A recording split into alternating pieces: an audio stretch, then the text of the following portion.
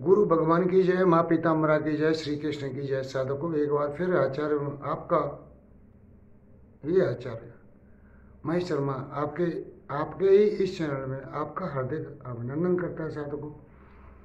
साधकों, मैं ऐसा करता हूँ कि आप श्री हरि की कृपा से अपने घर में, अपने परिवार में कुशल पूर्वक होंगे।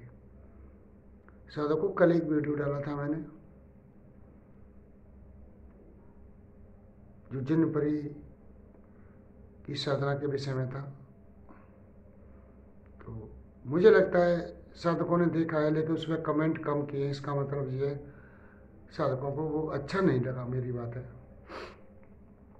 अब साधकों, मैंने आज 5-6 साल हो गए चैनल को बनाए। तो 17 में बनाया था चैनल, 5 साल तो हुई गए साधकों।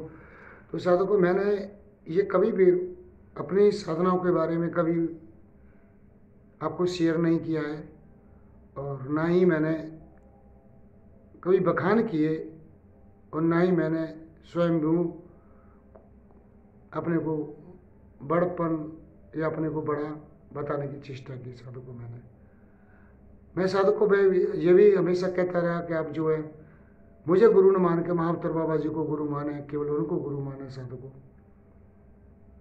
मैं तो ये भी नहीं चाहता कि आप लोग मुझे गुरु कहो। तभी तो साधकों, मैंने आप ही के कुछ साधकों ने कहा मुझसे कि गुरु जी, आप जो है जिन परी के बारे में आपने जो किया था वो वीडियो डाला। तो साधकों, मैंने कल वीडियो डाला था। तो कुछ साधकों ने उस पर डिसलाइक लगा दिया है, और कमेंट भी कम किए साधकों। तो कमेंट अधिक आने से साधकों ये होता है कि मुझे लगता है कि आप, और लाइक भी कम कम आए तो ये लगता है कि आपने शायद वो वीडियो या मेरी बातें पसंद नहीं आई आपको।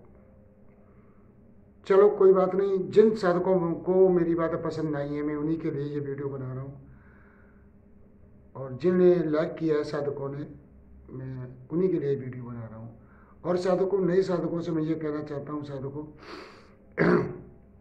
कि चैनल को सब्सक्राइब जरूर कर लिया करें, क्योंकि उसमें कुछ लगता नहीं है। तो साधकों, वीडियो बड़ा होगा, इसलिए चलो मूल बात को हम करते हैं। साधकों, कल मैंने वीडियो में मैंने आपको बताया कि मैंने कैसे परियों के नाच को देखा, और मैं बेहोश हो गया। उस वक्त तो मेरी उम्र 7-8 वर्ष की थी। उसके बाद साधकों, मैं बड़ा हुआ, पढ़ाई लिखाई अपनी करता रहा, जैसे भी लोग करते हैं उसी तरह, और मेरी शादी हो गई। तो ये साधकों, मैं जानता हूँ जो 91 में मेरी शादी हुई थी। तो ये 92 या 93 की बात है साधकों, जब मैंने साधना की थी जी। तो परिस्थितियाँ बड़ी विकट थी साधकों। जब किसी साधक पर, किसी व्यक्ति पर परिस्थितियाँ बुरी होती हैं, और सबसे बड़ी परिस्थितियाँ बुरी साधकों एक धन की होती है। अगर साधक के पास धन, किसी व्यक्ति के पास धन हो, तो वो सारी परिस्थितियों को अपने अनुकूल कर लेता है, जब धन होता है जब। और साधकों, जब धन नहीं होता है उसके पास, तो उसकी सारी परिस्थितियाँ, अनुकूल जो परिस्थितियाँ होती हैं वो भी विपरीत हो जाती हैं। तो साधकों, मेरे सामने वही स्थिति थी। मेरा क्लिनिक चल नहीं रहा था, गांव में था मैं, गांव की पार्टी बंदी थी साधकों। मेरी स्थिति गंभीर कर दी उन लोगों ने। तो मेरे मन में भी साधकों ये आई कि मैं कोई साधना करूं, कोई सिद्धि करूं। तो उससे पहले साधकों, मैंने केवल आपको बता चुका हूँ अगली वीडियो में मैंने, कि गायत्री माँ के जप, और उसके बाद में दुर्गा सप्तशती के बहुत पाठ किए थे मैंने। दुर्गा सप्तशती के पाठ तो साधकों, मैंने माता जी के अनेक रूपों में दर्शन किए, ये मैं आपको बता चुका हूँ। मैंने वीरभद्र तक के दर्शन किए साधकों, चंद्रहास खड़क तक के दर्शन किए, यानी गुरु बृहस्पति देव जी के दर्शन किए मैंने अपनी आंखों से। इन आंखों से चंद्रमा में बृहस्पति वाले दिन, पूर्णिमा से पहले गुरु बृहस्पति के दर्शन किए मैंने, क्योंकि मैं मानता था साधकों कि बृहस्पति बुरा दिन होता है। गांव में भी कहते हैं कि बृहस्पति अच्छा दिन नहीं होता। तब उन्होंने मुझसे कहा, अरे मूर्ख, मुझसे अच्छा दिन तो कोई है ही नहीं।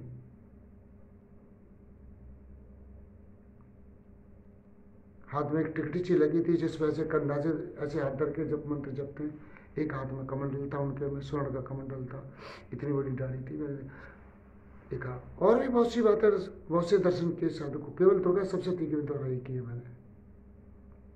तो मैं मानता हूँ साधु को दुर्गा सप्तशती आज भी इतनी पावरफुल है, अगर उसे क्रमबद्ध और शास्त्रोक्त विधि के द्वारा या तंत्रोक्त विधि के द्वारा किसी भी तरह किया जाए, लेकिन कहीं की जो है दुर्गा सप्तशती जो विधि विधान है उसके द्वारा की जाए साधु को, तब परिणाम और फल अच्छे मिलते हैं। किसी भी साधना को साधु को तुम विधि विधान के अनुसार करोगे और तुम्हारी उनमें भाव रहेगा, भक्ति रहेगी, प्रेम रहेगा साधु को, तो तुम्हें साधना सफल हो जाएगी। और तुम्हें भक्ति नहीं है, भाव नहीं, प्रेम नहीं है, तो तुम कितना भी मंत्र जपो साधु को बहुत न्यूनतम फल मिलेंगे आपको। तो साधु को यही कंडीशन थी, लेकिन पूरी उनके संस्कार थे साधु को मेरे। कुछ बुरा करके आया था साधु को, तो श्री हरि ने मुझे पैसे से हीन कर दिया। और अच्छा हुआ साधु को। जीवन में आदमी एक बार सुख पाता है, चाहे जीवन में जवानी में सुख पा ले तो वृद्ध अवस्था उसकी बहुत बुरी कटती है साधु को। और कोई व्यक्ति जवानी में सुख कष्ट पा लेता है, पैसे से हीन रहता है, तो वृद्ध अवस्था साधु को उसकी अच्छी कटती है।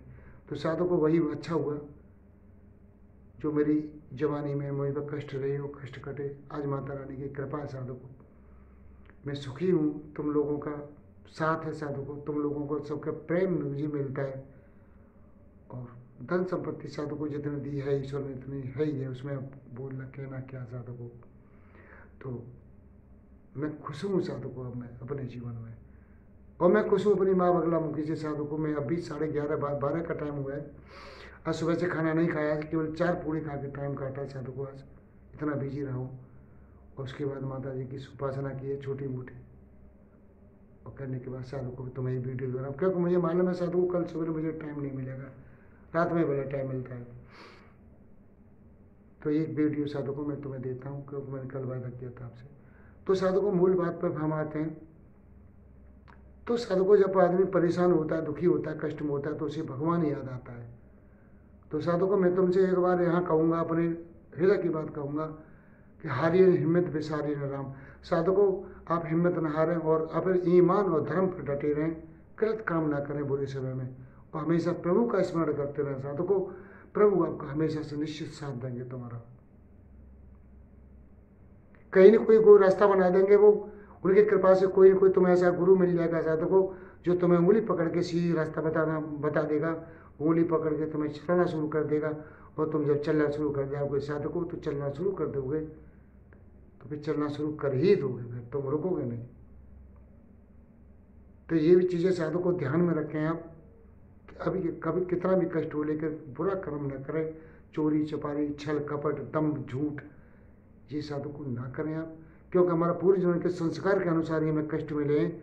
और अगर दोबारा हमने फिर उल्टे सीधे काम कर दिए, तो साधु को हमारी ये जो सजा है और बढ़ जाएगी, कम नहीं होगी, यानी कष्ट हमारे बढ़ जाएंगे। इसीलिए अपने कर्मों का फल मानते हुए साधु को ईश्वर शरणागत होते हुए आप कर्म करते रहें। अब ज़्यादा कुछ नहीं कर सकते हो तो हरे राम हरे कृष्ण करते रहें, श्रीमद् भागवत गीता के पाठ करते रहें। अगर दुर्गा सप्तशती कर सकते हो तो साधु को ज़्यादा बढ़िया बात है। और बगलामुखी की साधु को मैं यूँ नहीं कहूँगा, क्योंकि हर साधक की वो जो है माँ बगलामुखी नहीं कर सकता साधु को, दुर्गा सप्तशती भी नहीं कर सकता, क्योंकि दुर्गा सप्तशती में यह साधु को अगर आप करते करते दुर्गा सप्तशती को बंद कर दोगे, तो आपके जो है पुण्य जो है क्षीण हो जाएंगे, नष्ट हो जाएंगे। तो श्रीमद् भागवत गीता करें, सत्य बोलें, अपने गुरुजनों, गुरु का मतलब अर्थ है साधु को अपने से बड़े, माँ बाप, पिता, वृद्ध, ब्राह्मण और अपना गुरु, ये सब गुरु में ही, गुरुजन में ही आते हैं साधु को। इनका मान सम्मान हमेशा करते हैं साधु को। तो आपका बुरा समय कट जाएगा और अच्छा समय आ जाएगा, और किसी गुरु, कोई अच्छा गुरु मिल जाएगा श्री हरि की कृपा से साधु को, तो आपकी उंगली पकड़ के वो तुम्हारी नैया को पार करा देगा। ये मेरा साधु को वचन सत्य मानना आप। तो साधु को मैं आगे बढ़ता हूँ। तो हमारे मैंने बताई थी कि हमारे यहाँ का नाम है, एक गांव में जो है अल्लादीन फकीर रहते थे, फकीर थे वो, साधु को हमारे पास आते थे। मैंने रोटी वोटी खिला देता था उन्हें। अब परिस्थिति विपरीत हुई तो रोटी तो अपने को तो रोटी थी नहीं, तो साधु किसी को क्या रोटी खिलाएगा, कोई बताओ। तो मैंने बहुत मान्यता की उनसे, मैंने बाबा मुझे कोई तुम साधना, मैं बाबा कहता था उनसे। वो भी वैसे भी भूत झाड़ फूक ये सब करते रहते, भूत प्रेतों के ये पहले भूत प्रेत थे भी ज़्यादा, तो ये भूत प्रेत लोगों को लग जाते थे, उनको हटाते थे साधु को। तो मैंने उनसे कहा बाबा मुझे कुछ सिखा दो, कई बार मैंने उनसे कहा, तब उन्होंने मुझसे कहा तू कर लेगा, मैं यहाँ कर लूँगा। तो उनने मुझे कई अपनी हमारी ग्रामीण भाषा में बात करते हैं, हम ब्रज भाषा में, ब्रह्मचर्य को पालन तू कर लेगो, तेरा ब्याह होगा। मैंने कि बाबा मैं अगर अपनी बीवी है, अपनी पत्नी है, माँ भेज दूँगा, पियर भेज दूँगा, तुम्हें बता दी। मेरी आंखों में आंसू आ गए, मैं रोने लग गया। तब फिर उन्होंने मुझे जिन्न परी का अमल बताया। साधु को मैं तुम्हें बता दूँ, यूट्यूब में चैनल पर मेरे, मैंने सन 17 में एक चैनल पर मेरा जिन्न परी का वीडियो अपलोड हुआ था। उससे पहले कोई जिन्न परी को जानता भी नहीं था। उसके बाद में देखो साधु को दुनिया की जिन्न परी हैं। और ये मंत्र क्या बताते हैं साधु को, रब्बी इन्नी मुगल बने फंतशीर, ये जिन्न परी का मंत्र नहीं है साधु को, ये तो उनका संपुट है, पीछे जो संपुट लगता है ये संपुट है साधु को। रब्बी इन्नी मुगले बुन फंतशीर, ये जो है साधु को जिन्न परी का संपुट है। असली मंत्र तो साधु को कुछ और ही है, जो मैंने किसी कोई, अब क्या बताऊं साधु को, इनके लिए यूट्यूब पे बाबा बैठे, इनको किसी को होश नहीं है, अपने पिछले उसका तक होश नहीं है कि ये हम क्या बता रहे हैं। केवल लोगों को लूटना ठगना ये सब चीज़ें चलती रहती हैं, उल्टे सीधे अनुभव डालते रहते हैं साधु को। ये केवल इनको, ये साधु को भगवान ने इनको जन्म तो दे दिया मनुष्य का, लेकिन ये अपने कर्मों के अनुसार फिर अधोगति को चले जाएंगे, और अगले जन्म में ये मनुष्य क्या है मैं जानता हूँ, कीड़े मकोड़े बनेंगे ये। क्योंकि किसी को बेवकूफ़ बना के साधु को किसी से झूठ बोल के धन अर्जित करना सबसे बड़ा पाप होता है, क्योंकि वो तो पहले से दुखी है। तुम उसे मूर्ख बना के उसे पैसा और दुखी कर दो, इससे बड़ा पाप साधु को इस दुनिया में कोई है नहीं। तो मैं जितने यूट्यूब वाले बाबा बैठे मैं उन सबके लिए कहता हूँ, तुम जितने भी बाबा बैठे हैं सबको मैं चैलेंज करता हूँ कि तुम 2 कौड़ी के नहीं हो, तुम 2 कौड़ी के जो। और कोई अपने को बहुत बड़ा सुपरस्टार बाबा बनता है, तुम्हें हाथ रस में रहता हूँ, मेरे सामने आके 2 मिनट खड़े होकर बात कर ले। अब भी समय बाबा हो, तुम जितने बाबा भंडारी बैठे, झंडू पंचालिस्ट बने बैठे हैं ना, यूट्यूब पर बने बैठे हैं, इनसे मैं कहता हूँ अभी समय तुम्हारे लिए, सुधर जाओ। और अपन तुमने जो किया उनके लिए अब कान पकड़ के श्री हरि से माफ़ी मांग लो, नहीं अगला जन्म तुम्हारा इतना निकष्ट योनि में जाएगा कि तुम कीड़े मकोड़ी भी और से भी बदतर जाओगे, हजारों साल तक ऐसे भुगतोगे। और तुम जो पैसा इकट्ठा कर रही हो ना, जो तुम पैसा इकट्ठा कर रही हो झूठ बोल के, लोगों को ठग के, साधुओं को ठग ठग के, वो तुम्हारे बाद में तुम्हारी औलाद भी नहीं खा पाएगी उस पैसे को। तुम्हारी औलाद तक को, एक साधु को बाप का किया हुआ कर्म नाती तक भुगतना पड़ता है। अगर मैं कोई गलत काम कर दूं तो मेरी नाती तक भुगतेंगे, और बाप का किया हुआ सत्कर्म नाती तक भुगतता है। आज मैंने सत्कर्म किया साधु को, मैं खुश, मेरे बच्चे दोनों डॉक्टर हो गए, दोनों खुश, और बच्चों के बच्चे भी, वो भी कमा रहे हैं, दोनों बच्चे कमाते, तो उनके बच्चे भी खुश। 3 पीढ़ी समझ जाती है और 3 पीढ़ी बिगड़ती है साधु को। तो मैंने बाबा से कह रहा हूँ जो यूट्यूब पे बाबा चला रहे हो, हरि की मार बड़ी बुरी है, और नरक और अंधकार के सिवा तुम्हें कुछ नहीं मिलेगा, और तुम्हारे बच्चे भीख मांगेंगे। 3री पीढ़ी तुम्हारा विनाश है, और निश्चित 3री पीढ़ी में जो दुखी है उसको भी दुखी करता है वो उसका।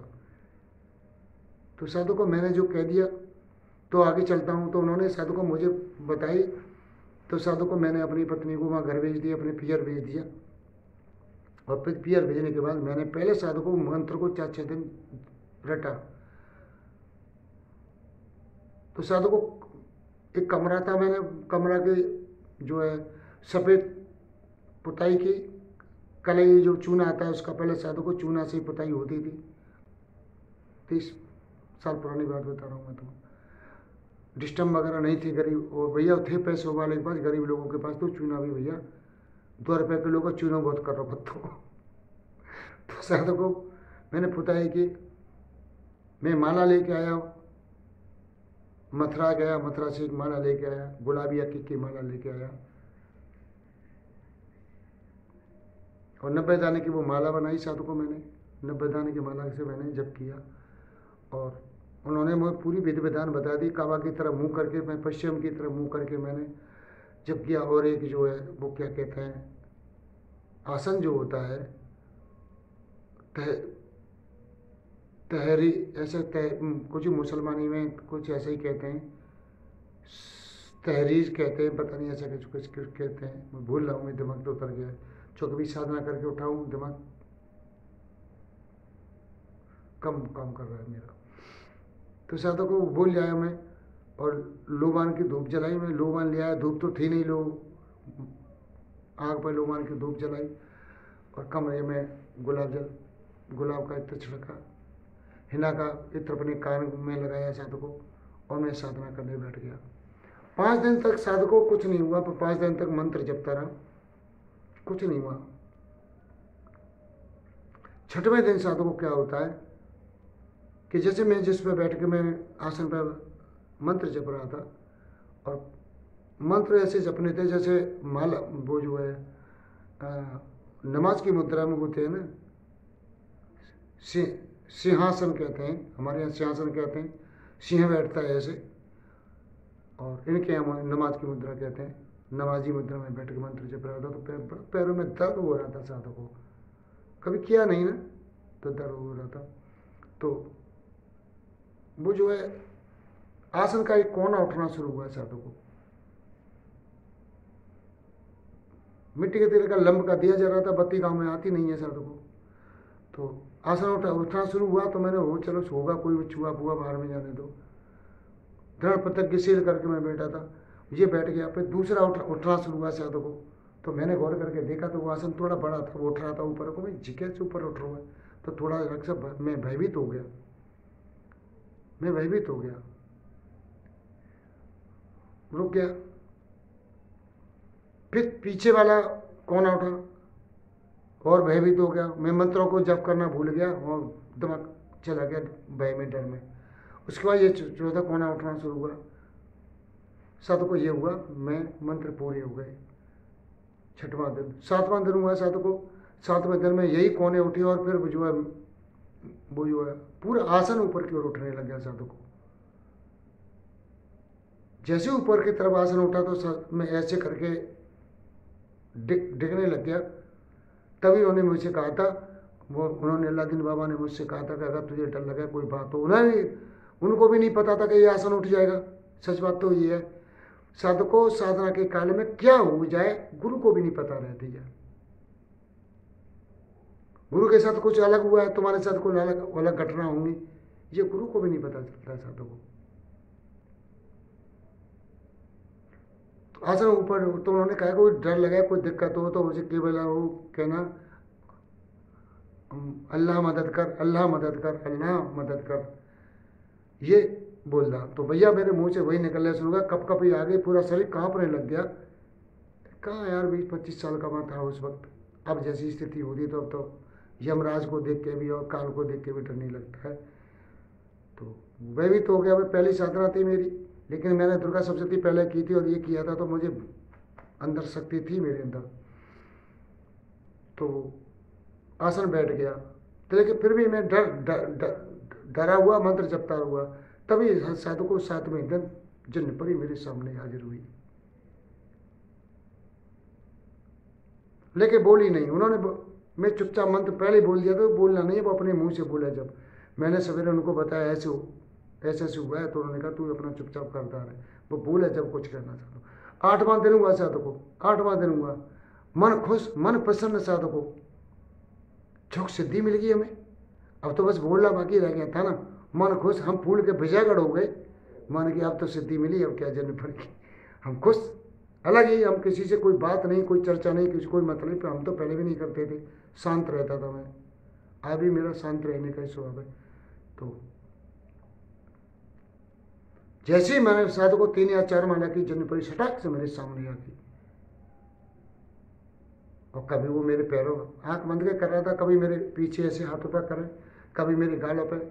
इतना सुंदर स्पर्श साधकों होता है इनका, जैसे गुलाब के फूल होता है ऐसा फूल जैसा स्पर्श। और जैसे साधकों गुलाब, तुमने ये जो खेतों में जो गुलाब होते हैं, ये कोई लाल वाले गुलाब नहीं, जिनसे सेंट निकलता है, ये जो गुलाब होते हैं ना साधु को, पूरा शरीर उसका ऐसा ही था, सफ़ेद और लाल वाले लिए ऐसा ही था, और ऐसे ही उसके कपड़े थे। साधु को बहुत भीने, इतने भीने कपड़े थे कि उसके अंतरंग नीचे के जो अंग हैं साधु को, वो चमक रहे थे उसमें से। लेकिन साधु को मुझे अड़िग था, क्योंकि मैं दुर्गा सप्तशती मैंने की थी। मैं जानता था कि हर स्त्री के रूप में माता जी का ही वास है। मैं नहीं हुआ साधु को, विचलित नहीं हुआ। मैं करता रहा साधु को, करता रहा। वो हंसती रही, खिलखिलाती रही, इधर घूमती रही, उधर घूमती रही, लेकिन मैंने अपनी माला पूरी की साधु को। और जब देखा तो मैंने हाथ जोड़ के प्रणाम किया, तो फिर वो उसके बाद अदृश्य हो गई। 8वां दिन, 9वां दिन मुझे करना था साधु को, तो 9वें दिन ही हमारी पत्नी, हमारी धर्म पत्नी दड़दड़ाती हुई हमारे कमरे में, हम तो अपना क्लिनिक पे थे, साधु को दड़दड़ाती हुई हमारे घर में पीछे आई,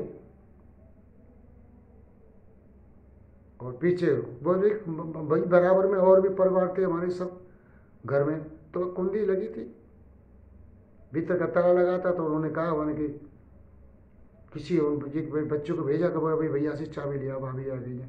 हमने उन्हें कहा कि भैया चाबी दे दो, भाभी आ गई है। भाई साहब हमने माँ तो पकड़ लो, माँ तो पकड़ लो। हमने कहा अरे परमात्मा जी देवी महारानी का को यहाँ, हमें तो ये 15-20 दिन कह के भेजी जी का को है कि भाई साहब माँ तो पकड़ो। हमने चाबी दे दी, मरीज देख रहे मैंने, हम अभी जाते हैं, हम चाबी दे दी, मिले।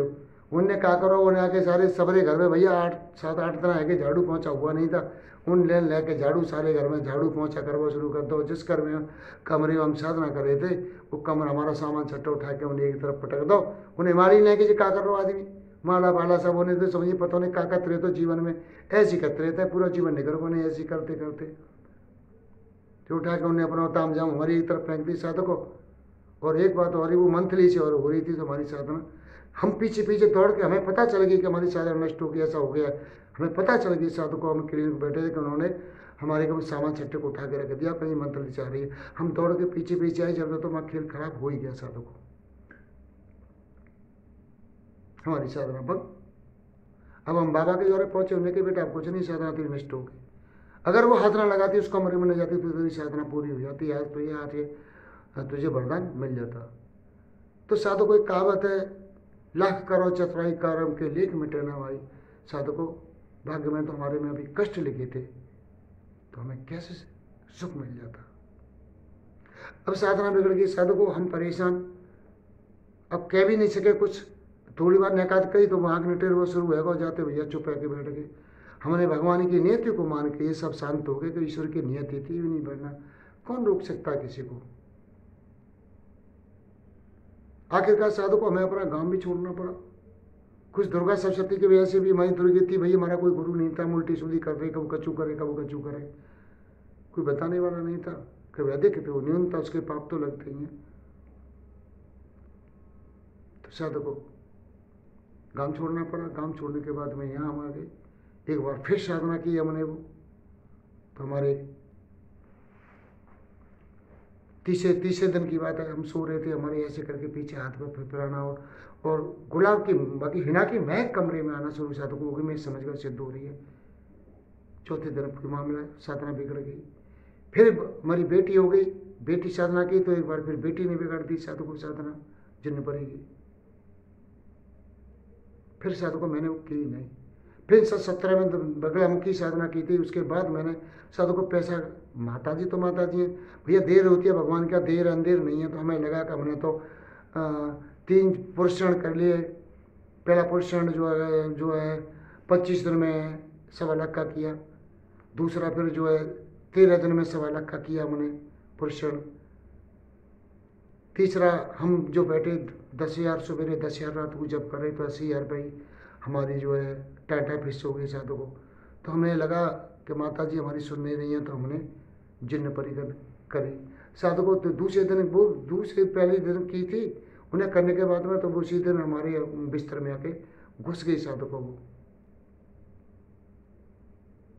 मेरे बिस्तर में घुस गई और मेरा जो ब्रह्मचर्य खंडित करने की पूरी कोशिश की, हाथ लगा के उसने स्पर्श करके ब्रह्मचर्य खंडित की साधु को, और वो मेरे शरीर में एंटर हो गई। तब साधु को मैंने, अब मैं क्या बताऊं, कहने में थोड़ा वो आता है।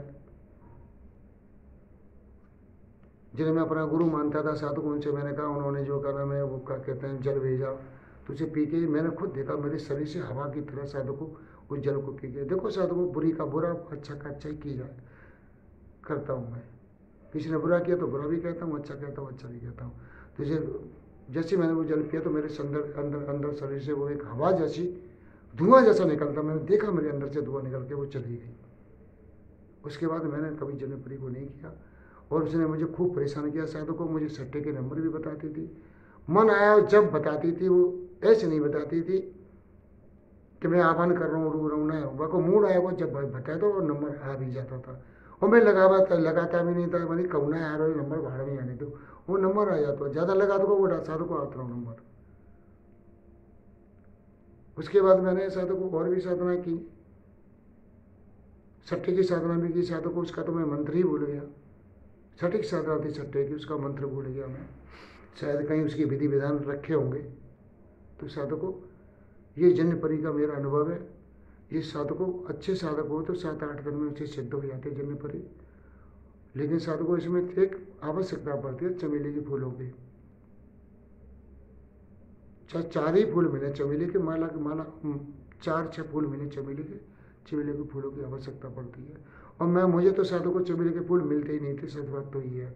मैं तो गुलाब के हार भी नहीं ले पाया था, कहाँ पैसा ही नहीं था इतना। 4-4 फूल गुलाब के लिया तो उन्हें इकट्ठा कर लिया, तो निकलना गुलाब के फूल है पंखड़ी से काम चला ले। तो साधु को भक्ति थी, श्रद्धा थी, भाव था उसके प्रति। मंत्र जपता था, आंखों से आंसू बहना शुरू हो जाते थे। तो साधु को ये परिस्थिति, ये ब्रह्मी विद्या होती है, जब मंत्र जपो कंठ हृदय आंखों से आंसू बहना शुरू हो जाए, उसी दिन मन स्थिर हो जाता है, सारे पाप धुल जाते हैं, मन निर्मल हो जाता है, हृदय निर्मल हो जाता है। इस स्थिति में यही ब्रह्मी विद्या साधको, और उसी वक्त साधको वो तुम्हारे इष्ट को आना पड़ेगा हर हालत में, क्योंकि जब तुम्हारे पाप धुल गए, निर्मल हो गए, तुम शरीर तुम्हारा हृदय निर्मल हो गया, पवित्र हो गया, रोते रोते, तो साधको तुम में और उसमें कोई अंतर नहीं बचता है फिर। और कहो तुम ब्रह्म के समान हो जाते उस वक्त, तो साधकों को हर अर्थ में आ जाती हैं। आज साधकों को दर्शन नहीं हो रहे, सिद्धियां तो मिल रही हैं, मंत्र से दूर दर्शन नहीं मिल रहे, उसका मेन कारण यही है कि साधकों तुम ब्रह्मी विद्या, मन में भाव नहीं है, भक्ति नहीं है, प्रेम नहीं है, इसलिए साधु को दर्शन नहीं हो रहे हैं। अब तुम किसी को दोष देते रहो, मुझसे लोग साधना लेते हैं, चाहे साधु को मुझे दोष दो तो कुछ नहीं है, चाहे ईश्वर को दोष दो तो कुछ नहीं है, चाहे जो अपने इष्ट को जिसको तुम साधना करे उसे दोष दो तो भी कोई कुछ नहीं है। सच बात तो ये है, साधु को दोष तुम्हारा ही है। मैं कुछ करता हूँ साधु को दोष मेरा ही है।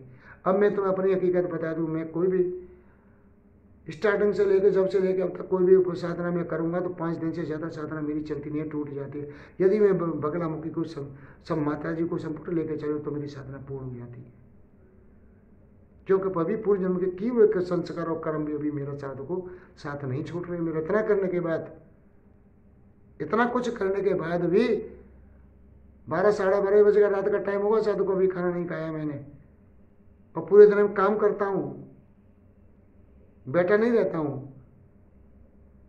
किसी की आशा नहीं करता हूँ मुझे कोई 2 पैसा देगा उससे मैं रोटी खाऊंगा, नहीं साधु को मैं आशा नहीं। और तुम लोग जानते हो मैं किसी पे फोन करके भी बैक फोन भी नहीं करता हूँ, जो मुझे टाइम ही नहीं है।